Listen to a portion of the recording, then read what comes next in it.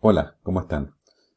Vamos en el día de hoy a conversar sobre un segundo tema, después de la clase que tuvimos de patología inguinoescrotal. Esta clase espero sea un poco más breve que la anterior, es menos información la que tenemos que tratar. Como ya saben, soy el doctor José Marco Cuminao, soy cirujano pediatra del Hospital Regional y de la Universidad de la Frontera. Del punto de vista práctico, los defectos congénitos de la pared abdominal son un grupo de malformaciones que tienen una característica, y es que hay una herniación o una evisceración, es decir, salida, ¿no es cierto?, de uno o más órganos desde la cavidad abdominal hacia el exterior debido a una falla en el desarrollo de la pared. Esto ocurre, por supuesto, a nivel intrauterino, porque es una malformación congénita. Los defectos congénitos más frecuentes son el onfalocele y la gastrosquisis, que son los dos que vamos a revisar más in extenso en el día de hoy. Existen otros, como la pentalogía de Cantrell y la extrofia de la vejiga o extrofia cloacal, que son malformaciones bastante más complejas y afortunadamente de una prevalencia muy baja. Son infrecuentes. El primer caso de este tipo de malformación de la pared fue descrito el año 1773 y todas estas malformaciones, excepto la anfalocele, tienen una explicación común, que es la falta de cierre de los pliegues laterales de la pared abdominal a nivel embriológico alrededor de las 4 semanas. Fundamentalmente esta es la explicación que es válida, como dijimos, para la gastrosquisis y las otras malformaciones raras. No así para la onfalocele, porque se dice que para la onfalocele hay una teoría causal que tiene que ver con la persistencia de una hernia abdominal fisiológica que se produce alrededor de las 10 semanas de embarazo. Y esta hernia debiera regresar a su forma normal después de las 12 semanas. Y si después de las 12 semanas no ha regresado esta hernia, nosotros podemos hablar de un defecto, ¿no es cierto?, una malformación de la pared con probablemente una onfalocele como manifestación. Aquí podemos hacer un mini resumen de la embriología, eh, del desarrollo embrionario, y podemos ver cómo aparecen, ¿no es cierto?, estas estructuras por todos conocidas, en donde aparecen estas cavidades iniciales con un desarrollo, ¿no es cierto?, en 3 capas. Está muy bien hecho este esquema en donde, ¿no es cierto?, aparece el ectodermo, el endodermo y el mesodermo pintados de colores. Y podemos ver aquí, por ejemplo, que existe una eh, proyección de estos procesos, ¿no es cierto?, o pliegues laterales que están aquí, en donde estos empiezan a girar en torno al eje central, ¿cierto? So- eh, y esto comienza a bajar cada uno de estos pliegues, como está aquí dibujado muy bien, es un muy buen esquema este, y finalmente terminan cerrándose aquí abajo. Y como ustedes pueden ver en este corte transversal, aquí podemos ver la pared, lo que va a ser la pared, ¿no es cierto?, en el futuro. Y podemos ver acá el intestino primitivo, que va a transformarse luego, ¿no es cierto?, en el intestino final. Y la columna, o lo equivalente a lo que va a ser la columna vertebral y la estructura de esa zona. Entonces, lo importante aquí es comprender que en la gastrosquisis y en algunas de las otras malformaciones poco habituales, el defecto central entonces es una falla en este cierre en la línea media de estos pliegues laterales. ¿Ok? Y tal como decíamos, en el onfalocele, en la otra en la otra patología de alta frecuencia en este ámbito, eh, estábamos diciendo que en condiciones normales hay una herniación del intestino que sale hacia el exterior de manera normal, fisiológica, y que alrededor de las 10 semanas esto ocurre y eh, eh, más o menos el retorno tiene que ser como tope hasta las 12 semanas.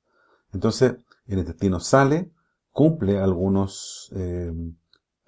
cumple algunos pasos como de rotación, porque el intestino tiene que tener una ubicación específica dentro del abdomen y este se logra en este proceso en donde el intestino sale, rota y regresa y se cierra el defecto. Cuando este defecto pasa más allá de las 12 semanas sin cerrar, entonces estamos hablando, ¿no es cierto?, de un nuevo defecto congénito de pared abdominal y específicamente del ónfalocele. Como estábamos viendo recién, hay distintas formas de evaluar las estadísticas. Se evalúan a veces por cada 10.000 nacidos vivos. Eh, este es un resumen. La verdad que las estadísticas son aproximadas. En general, la gastrosquisis representa un caso por 2.000 nacidos vivos. El ónfalocele un caso por 4.000, es decir, la gastrosquisis es más frecuente. Y ustedes pueden ver acá que las otras alteraciones que veíamos son bastante menos frecuentes, ¿no es cierto? La extrofia de vejiga, una en 4.000, perdón, en 40.000. Ectopia cordis, ¿no es cierto?, que corresponde al cantrell, uno en 125.000. Y la estrofia cloacal, uno en 200.000. Son bastante menos frecuentes, hay que conocerlos, no vamos a hablar mucho de ellos hoy, y sí vamos a hablar de estas dos eh, manifestaciones, que son la gastrosquisis y el ónfalocele, que entre paréntesis tenemos la sensación de que van en aumento. Aquí les presento estas dos alteraciones, se ven bastante impresionantes, les pido disculpas si resulta un poco agresivo, pero esto es así. Tenemos imágenes, estas son fotos reales, no son nuestras, son fotos tomadas de la bibliografía, esto es tomado de un texto de cirugía pediátrica. Aquí vemos nosotros un ónfalocele. Vamos a estudiar luego las características de cada uno, pero ya podemos adelantar aquí y podemos recordar con esta imagen que va a ser probablemente muy útil para ustedes. Podemos ver las diferencias inmediatas entre un ónfalocele que tenemos aquí a la izquierda y una gastrosquisis que tenemos a la derecha. La primera gran diferencia que podemos ver es que el ónfalocele está cubierto, ¿no es cierto? Tiene una membrana que lo cubre y podemos ver a través de esta membrana las estructuras que están dentro. Ahora, aquí nosotros podemos ver también que aparte de los intestinos que están acá, podemos ver alguna otra estructura que pareciera ser el hígado, ¿no es cierto? Y probablemente el vaso. O sea, hay bastantes órganos metidos acá y hay una relación muy estricta con el cordón umbilical. Acá, por otro lado, entonces tenemos la gastrosquisis, que es una malformación, un defecto de pared en donde se expone el intestino fundamentalmente. Aquí en este ejemplo no tenemos otras estructuras. Pareciera ser que hay estómago aquí, ¿no es cierto? Si uno revisa aquí hay un asterisco y si uno va a la lectura dice el estómago en asterisk. Entonces, sí, esto llama la atención que no tiene continuidad. Entonces, tenemos intestino delgado fundamentalmente y aquí hay estómago asomado. Luego vamos a ver otras características más, pero esto es la primera con la imagen con la cual ustedes deben quedarse, ¿cierto? Una imagen de un defecto grande con varias estructuras en su interior y relacionadas al cordón umbilical, ¿cierto? Con membrana y un defecto que tiene exposición directa de las asas y que incluso uno podría pensar que hay cierto grado de inflamación en las asas por la exposición directa al líquido amniótico. Aquí hay una imagen, un dibujo, ¿cierto?, de una gastrosquisis y aquí hay una cosa importante ya, que es que no hay relación con el cordón umbilical. Tal como dije en la anterior, en en el ónfalocele hay una estrecha relación anatómica entre el ónfalocele y el cordón, es decir, este es un defecto de la línea media y el cordón umbilical. Y acá en la gastrosquisis podemos ver cómo este defecto sale a la derecha del cordón umbilical, estando el cordón umbilical indemne al lado. Y acá vemos una linda foto de algo que no es tan lindo, pero la foto está muy buena, de un ónfalocele, ¿cierto? En donde reconocemos la membrana que lo cubre y el cordón umbilical, ¿ok? Para que no olviden esa imagen. Bueno, para diferenciarlo un poco mejor, ya tenemos algunos elementos, pero vamos a tratar de sistematizarlos. Podemos decir que en general el ónfalocele es un defecto central, umbilical, y la gastrosquisis es un defecto paraumbilical, o sea, está al lado del ombligo y frecuentemente a la derecha. El tamaño del defecto, habitualmente el ónfalocele es un defecto de tamaño importante, 4 centímetros por lo menos hacia arriba, y la gastrosquisis habitualmente es menor de 4 centímetros. Las vísceras involucradas, tal como vimos en la foto, frecuentemente está el hígado, frecuentemente está el estómago y siempre el intestino. En el caso de la gastrosquisis, habitualmente es intestino y puede haber estómago, vesícula o vejiga pero fundamentalmente intestino en ambos, pero vísceras sólidas fundamentalmente en el ónfalocele. Ambas se asocian a cierto grado de malformación intestinal. Pueden tener malrotación, pueden tener alguna peritonitis, puede haber atresia intestinal. ¿Por qué malrotación? Recuerden ustedes que el ónfalocele en su relación causal está asociada al déficit del regreso de esta hernia fisiológica de las 10 semanas. Y yo les explicaba que durante ese proceso el intestino salía y rotaba y luego volvía. Entonces, como no rota, queda en posición inadecuada y cuando uno tiende a intentar volver eso a su sitio, el intestino está mal rotado. Le faltan etapas de rotación, por lo tanto vamos a encontrar ubicación anómala de algunas estructuras anatómicas, ¿no? O sea, perfectamente el apéndice, por ejemplo, puede estar en el cuadrante superior del abdomen y no en el inferior como corresponde. Pero malrotación es una patología específica que es materia de otra clase, ¿ya? Entonces, la gastrosquisis también puede presentar algunas alteraciones intestinales, en donde la atresia intestinal es lo más frecuente, eso lo vemos. Puede haber algún grado de necrosis, porque esta atresia puede provocar gran distensión, el asa puede estar enferma, puede haber vólvulos, se rotan a veces los intestinos y se necrosan, y eso puede provocar, ¿no es cierto?, esta necrosis, que el intestino haya secciones que no funcionan, que van a llevar a un intestino corto. También va a haber malrotación porque el intestino está afuera y no volvió. Y algún grado de peritonitis, ¿no es cierto?, en algunos casos cuando han habido complicaciones locales. Pero lo más importante, la diferencia más relevante entre ónfalocele y gastrosquisis es que el ónfalocele se asocia muy frecuentemente a otras malformaciones de otros sistemas, fundamentalmente malformaciones de tipo cardíacas, ¿no?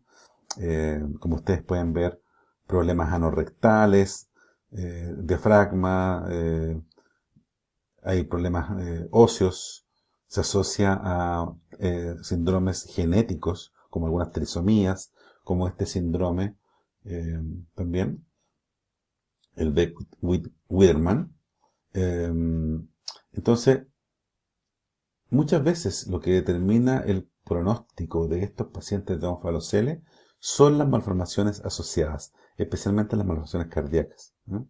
Hay algunos síndromes que se asocian a esta aparición de múltiples malformaciones que incluyen, ¿no es cierto?, como dice, problemas anorrectales, problemas cardíacos, problemas diafragmáticos, etc. ¿no? Y la gastrosquisis prácticamente no tiene malformaciones asociadas en otros sistemas. Es un problema netamente de pared y de intestinos. Y lo que sí se observa, como les explicaba recién, son atresias intestinales, que hay que reconocerlas o a veces se descubren después en la evolución, porque no siempre es fácil reconocer esto en la primera etapa. Pero no hay otras alteraciones en otros sistemas. Esto determina de todas maneras un mejor pronóstico en general de estos pacientes. Es frecuente el retardo del crecimiento intrauterino en el onfalocele y poco frecuente en la gastrosquisis. Y la mortalidad es de alrededor de un 30%, y esto es secundario a las malformaciones asociadas. Es decir, este paciente en general, su pronóstico está dado por las malformaciones asociadas y no por la gastrosquisis, por el onfalocele mismo. La gastrosquisis tiene entre un 4 y un 27% de mortalidad, pero que está asociado exclusivamente a su problema intestinal. En un centro con experiencia, con buenos resultados, esto puede estar alrededor del 4%, 10%.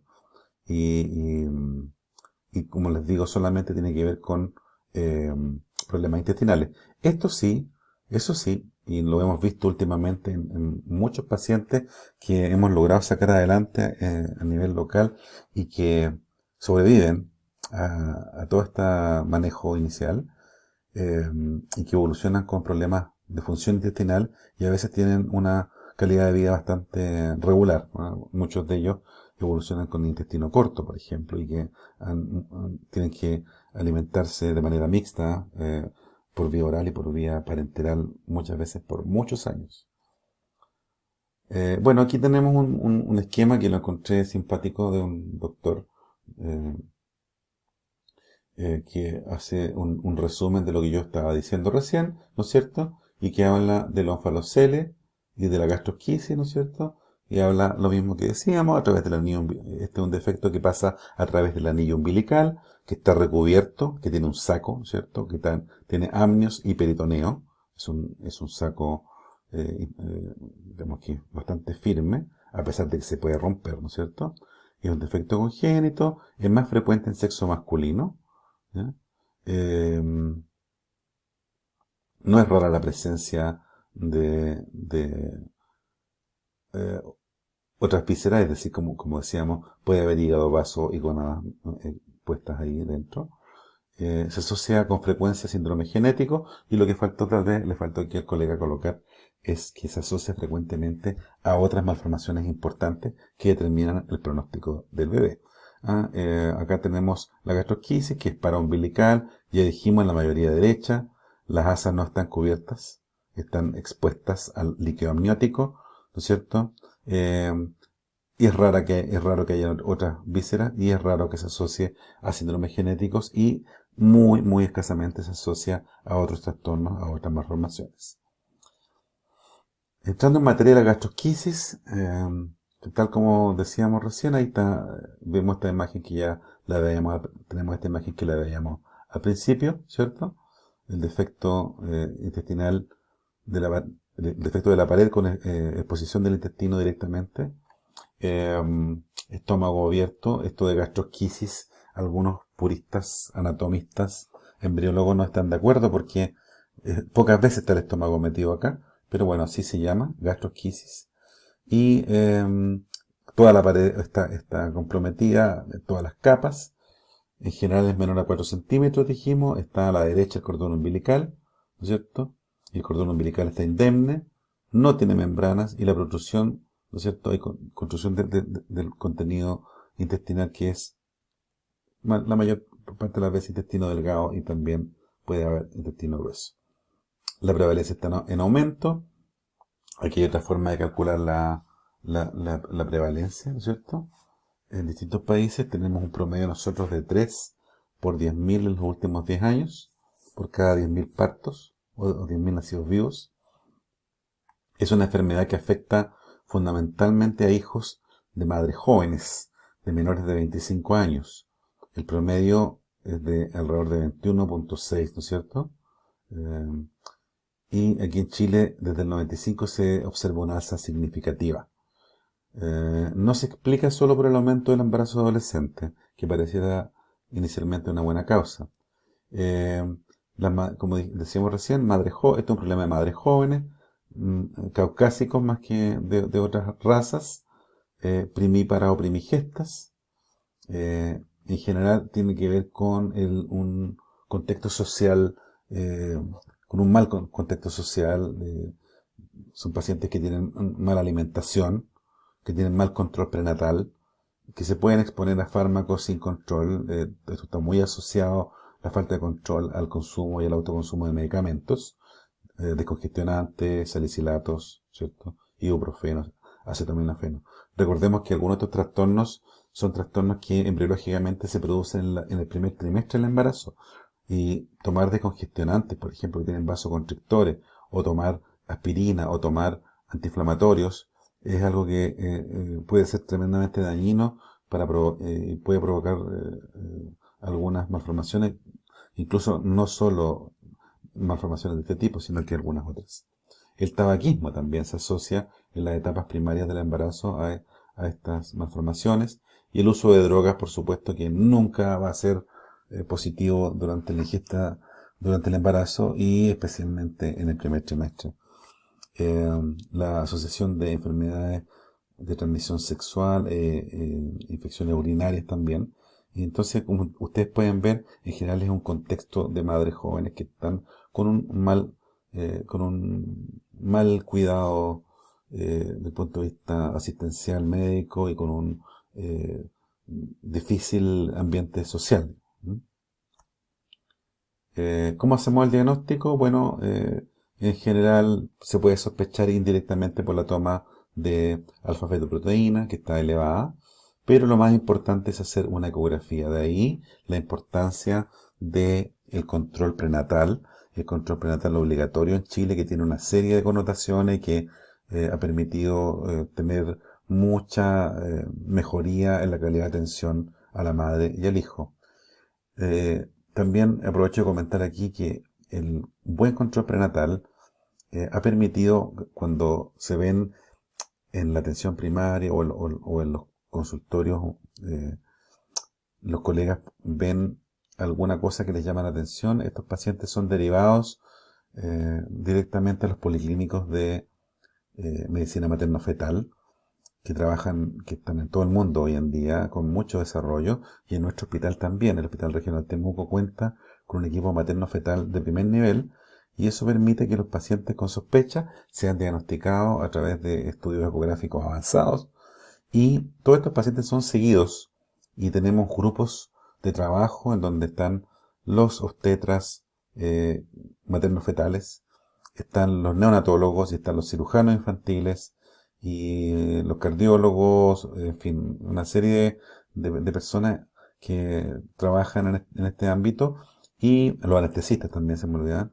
Entonces están estos niños, son niños conocidos, son niños que se están siguiendo y que se programan en conjunto para buscar el mejor momento de nacimiento. Por lo tanto, no es una sorpresa esto, ni para los padres ni para los equipos de salud.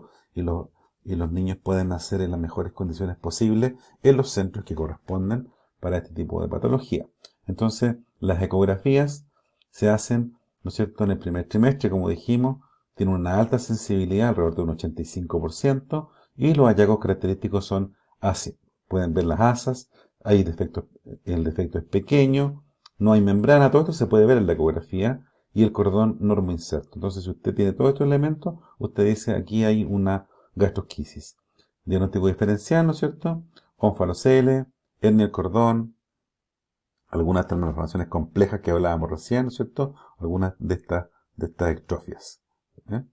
Entonces, por otro lado, tenemos acá una imagen ecográfica de una gastrosquisis. Aquí tenemos un abdomen cortado en forma transversal, en donde podemos ver aquí hay un defecto claramente, se ve que no continúa acá esta pared, y hay una salida de asas intestinales al líquido amniótico, como ustedes pueden ver acá. Lo mismo ocurre aquí, ¿cierto? Están las imágenes de las asas fuera del abdomen, y acá exactamente lo mismo.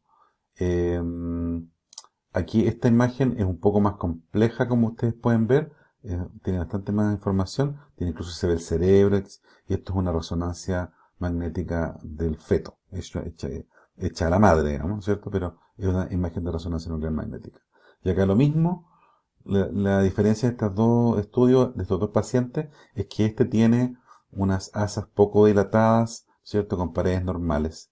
Y aquí ustedes pueden ver cómo se ven asas bastante anormales. Se ven unas asas dilatadas con las paredes gruesas, ¿no? Y esto es porque el líquido amniótico es irritante para las asas intestinales y va provocando un fenómeno inflamatorio que finalmente puede ser muy, muy dañino para los intestinos. Entonces acá lo mismo, aquí tenemos una imagen increíble de un feto en una resonancia nuclear magnética, ¿no es cierto?, de la madre. Siempre me llaman la atención los ojos ahí.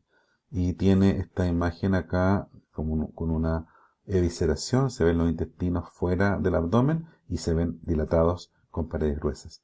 Esto indica que este intestino ya está expuesto por demasiado tiempo y hay que pensar en ese niño sacarlo del útero.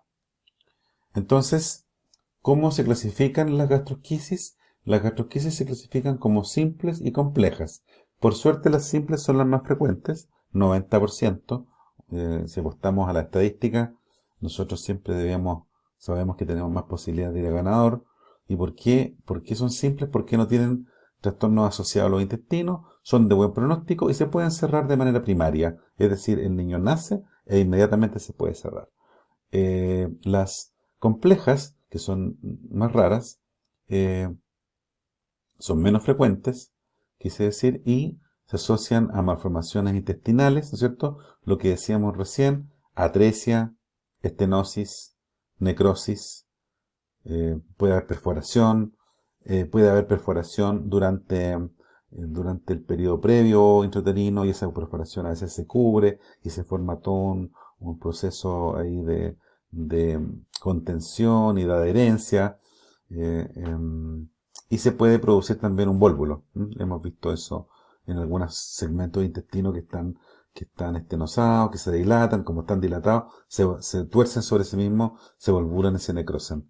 Este pronóstico es desfavorable, como vimos nosotros, como vimos recién, ya que la gastrosquisis, su pronóstico depende de esto, depende de la evolución intestinal. Entonces, el daño intestinal, como ya adelantamos, los intestinos están expuestos al líquido amniótico, eh, se puede producir un PIL, se habla hoy en día de PIL, de una cobertura de fibrina, ¿no es cierto?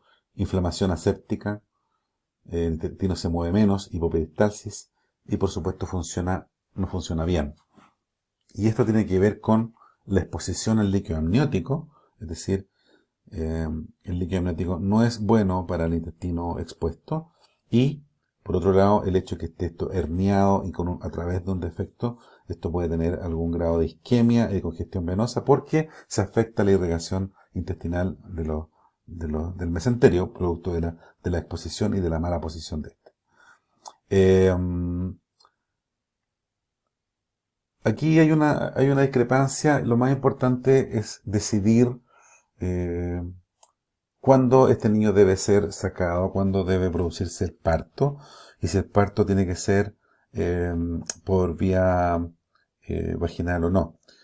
Hubo una discusión muy, muy potente durante mucho tiempo que decía que era mejor que hubiese menos exposición al líquido amniótico y que los niños debían ser sacados precozmente. Y hubo un tiempo, hace algunos años, que los niños llegaban a las 34 semanas y a las 34 semanas se extraían.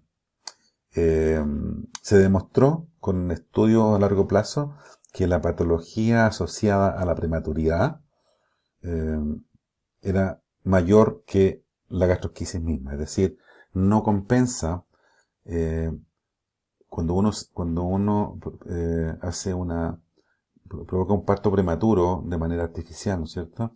A las 34 semanas, este niño eh, se va a exponer a los riesgos de un prematuro de 34 semanas, que son muchos riesgos, y eso finalmente ese riesgo es mayor que el riesgo de aguantar un poco más con el niño intrauterino.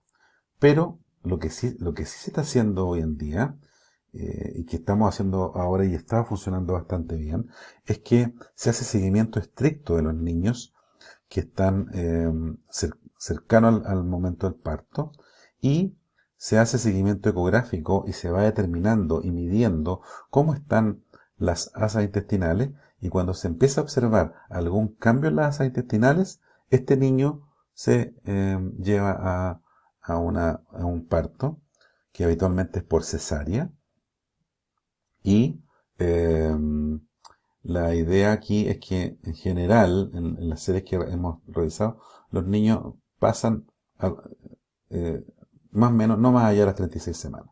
Entre 36 y 37 semanas, ya que de ahí para adelante se puede producir más daño en el intestino, pero como hay seguimiento estricto, eh, sabemos exactamente en el momento en que el niño debe sacarse, ¿no?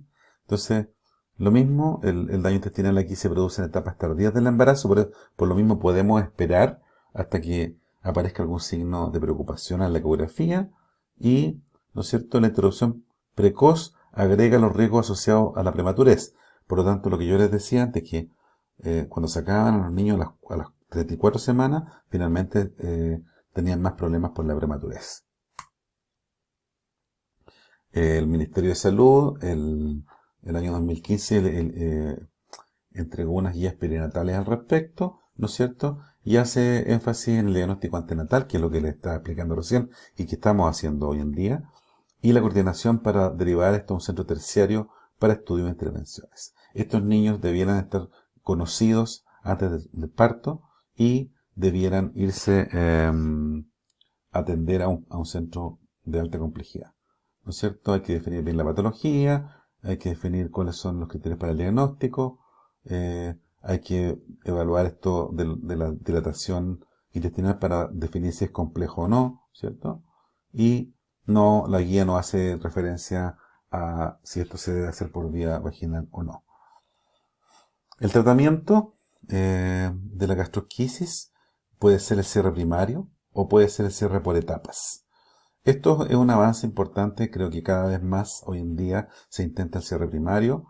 Antiguamente se buscaba el cierre por etapas, era como una norma.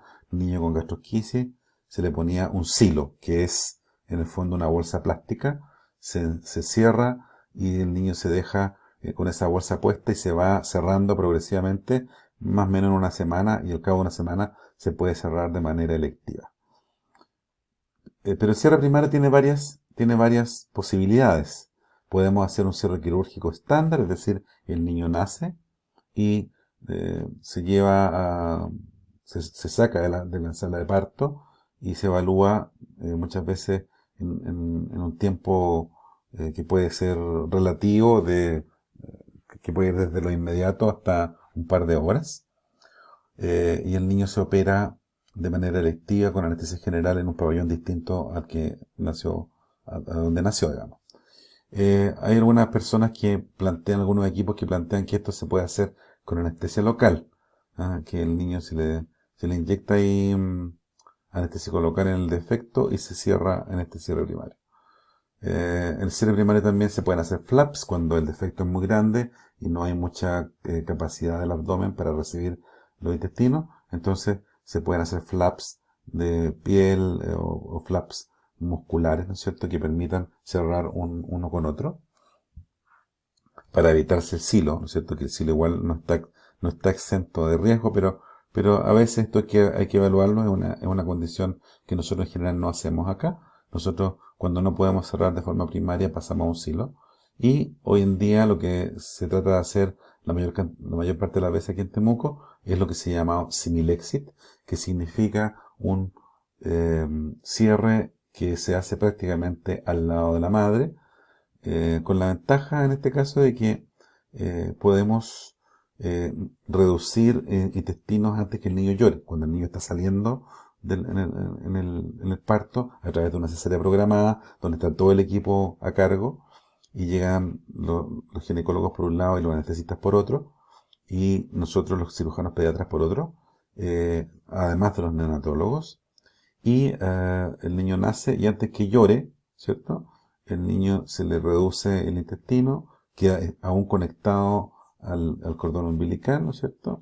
Se puede usar algún medicamento a través de la madre y en algunos casos en el niño para sedarlo y luego de eso al reducir se corta el cordón y el niño se va a una camilla que está al lado y se realiza el cierre primario usando algún medicamento extra y anestesia local.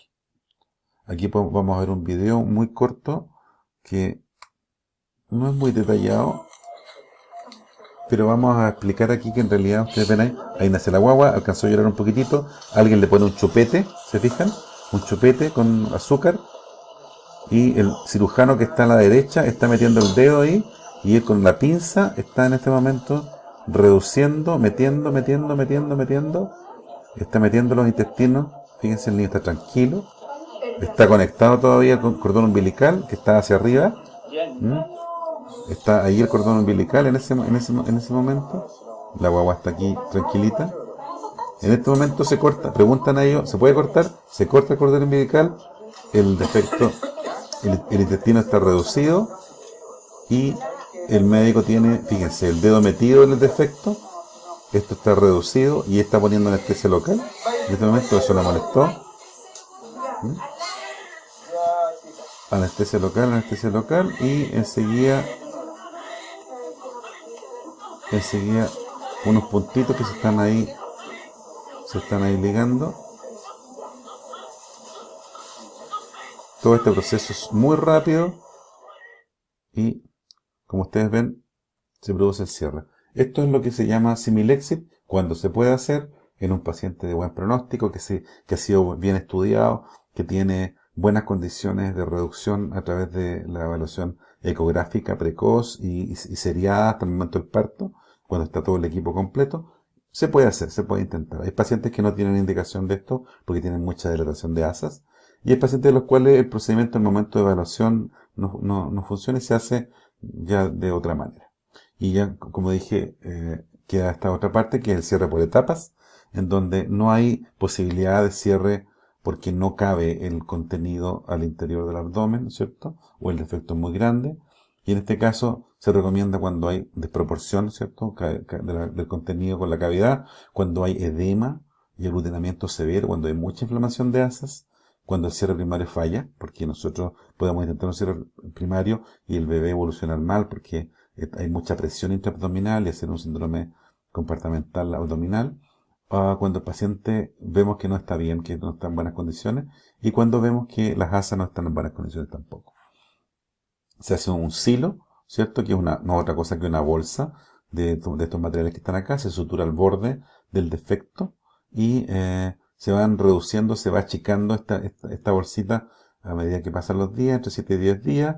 No necesariamente se hace con ventilación mecánica, pero hay que ir viendo cómo se comporta y cómo tolera esto el paciente. Aquí pueden ver ustedes, ¿cierto? Esta es la bolsa que se diseña para... Una bolsa no es una... Hay unos productos que se venden especialmente para esto, pero en general en todos lados usamos bolsas de plasma. ¿Ah? Se acomoda y se sutura al borde del defecto y se dejan los intestinos ahí metidos dentro. Los podemos estar mirando para ver cómo se comporta la cosa vascular. Y aquí pueden ver ustedes que está el recién nacido con su bolsa colgando con este silo y durante los días próximos ese silo se va a ir, esa superficie que tiene unos palitos ahí, que se van enrollando progresivamente hasta que logramos meter completamente el intestino dentro del abdomen y cerrarlo. En un proceso quirúrgico, por cierto. Aquí ustedes pueden ver ¿no es cierto? Una gastrosquisis con un intestino necrótico. Acá podemos ver una gastrosquisis que tiene una gran dilatación de intestino y un segmento necrótico ahí, que eso está anormal. Ahí hay algo que está muy mal, hay algo que está dilatado, hay algún problema que hay que revisar de flujo, seguramente hay una obstrucción intestinal por atresia. Cuando hay cosas como lo que decíamos recién, la gastrosquisis compleja se asocian a atresia, hay gangrena, hay perforación, estenosis, vólvulo, y puede haber esto que por producto de alguna inflamación durante el periodo intrauterino hay aglomeración de haces y esto está cerrado. No se pueden separar las haces. Esto no se puede, esto no lo puede reducir de forma primaria. Entonces, ¿por qué se produce esto? Dijimos recién que es para umbilical la mayoría derecha y es porque debería haber alguna disrupción, especialmente la arteria onfalomesentérica derecha, por alguna debilidad, ¿no es cierto?, del lado derecho del cordón umbilical.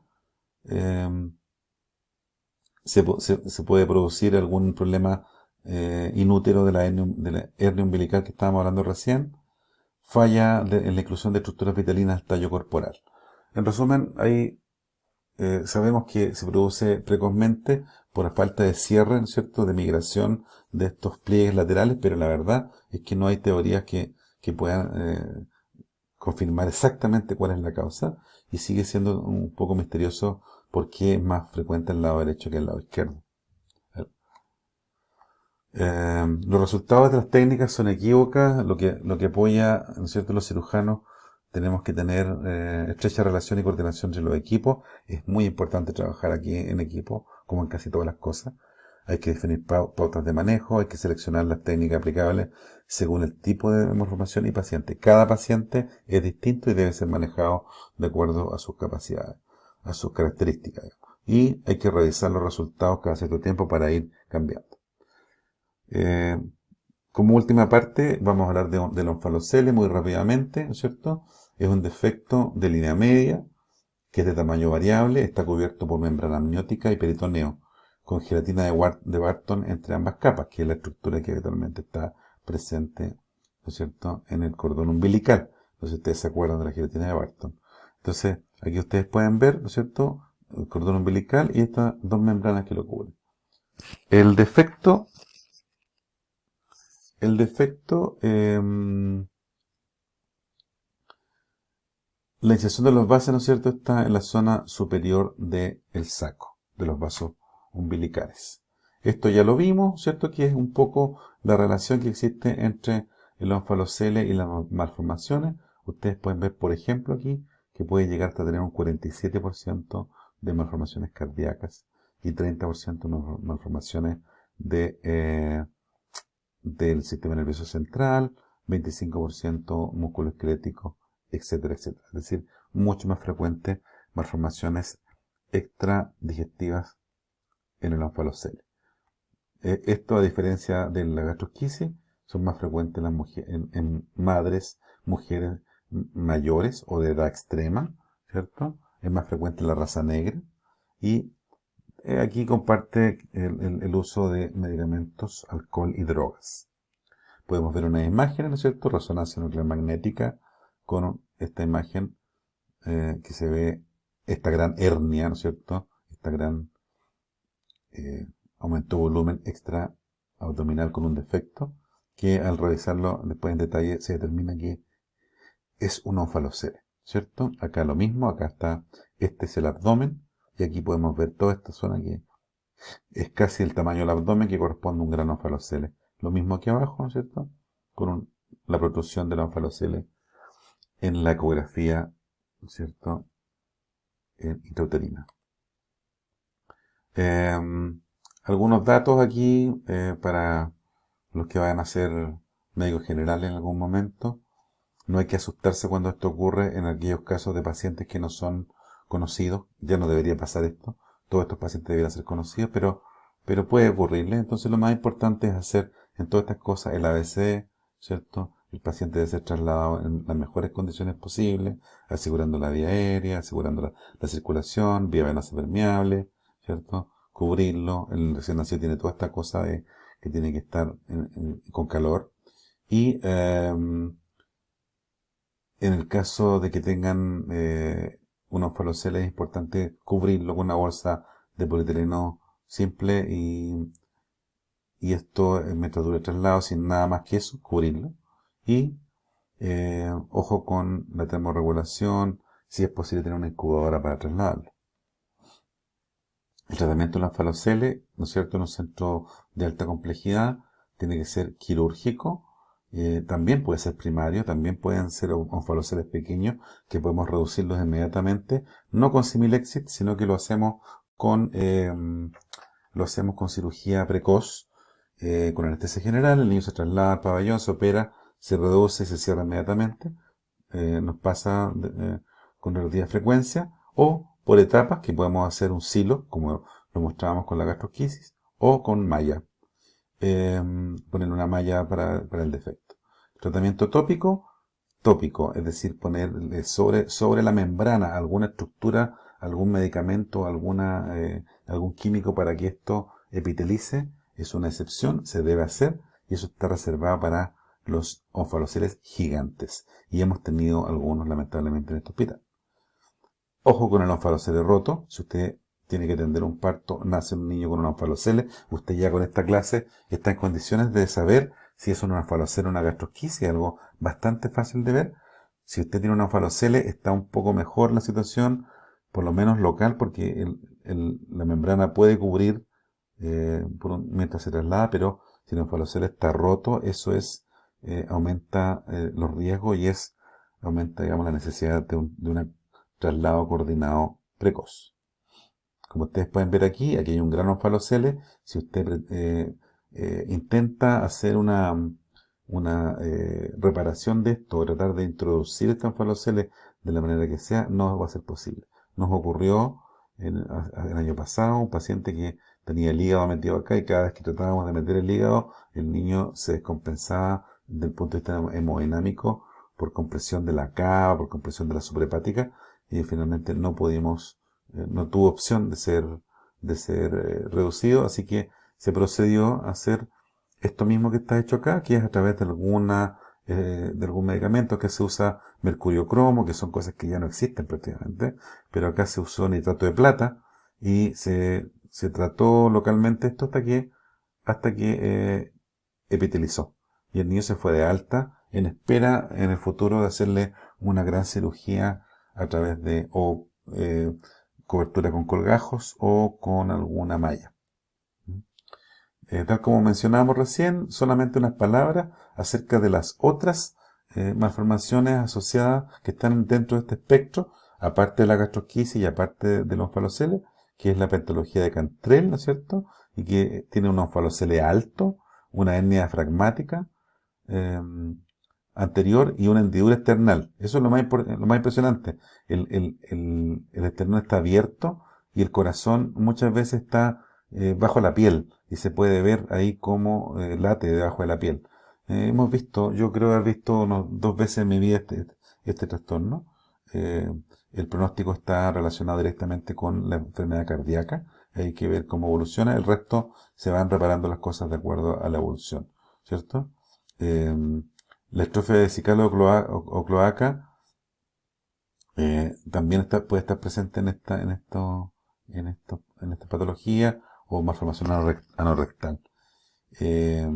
Eso. Y este síndrome, el Beck-Wiedemann, muy raro, 1 en 140.000, ¿cierto? Onfalocele con macrosomía fetal, macroglosia, y estos recién nacidos, ¿no es cierto?, tienen el riesgo de la hipoglicemia. Esto es lo que lo caracteriza. Y además tienen la mala suerte de tener algunas patologías tumorales como nefroblastomas y hepatoblastomas. Aquí hay unas imágenes que muestran un cierre primario de un onfalocele. Aquí nació el niño, tenía un onfalocele pequeño. El onfalocele se redujo. Esto es lo que estaba dentro del ombligo, ¿se fijan? Del cordón umbilical. Se redujo y quedó así en la primera cirugía. No siempre es así, ¿cierto? Ustedes pueden ver aquí resultados varios, y aquí hay un niño más grande con una tremenda hernia. Aquí lo mismo. Fíjense, esta niña ya está grande y cómo esto ha ido mejorando cubriéndose por piel. Sin embargo, tiene ahí un defecto. Entonces, uno a veces se plantea cómo va a reparar esto y con qué urgencia. Muchos niños después, cuando son conscientes, algunos de ellos han preferido quedarse así. Pero bueno, eso es algo que hay que discutir en cada caso, cada paciente. Esto es una excepción. Cuando los onfaloceles no son reductibles, se puede usar este tratamiento tópico que mostrábamos para obtener un resultado a largo plazo. Así. Volvemos a la misma diapositiva con la que partimos, ya estamos terminando.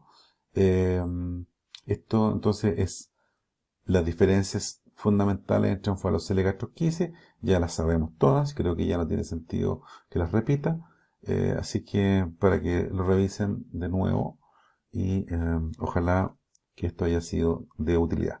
Les agradezco, ha sido un gusto compartir con ustedes y la verdad es que esto es una modalidad extraña, esperemos que con el tiempo esto vuelva a la normalidad y nos podamos ver de nuevo, seguramente nos vamos a ver en el internado, sin duda. Eh, Les deseo lo mejor, cuídense, vamos a subir las clases en este video y además yo voy a subir un PDF para que lo tengan como apunte y puedan escribir notas al lado. Y por supuesto vamos a generar algún nexo para comunicarnos y poder hablar y responder preguntas. Un abrazo, gracias, que estén muy bien.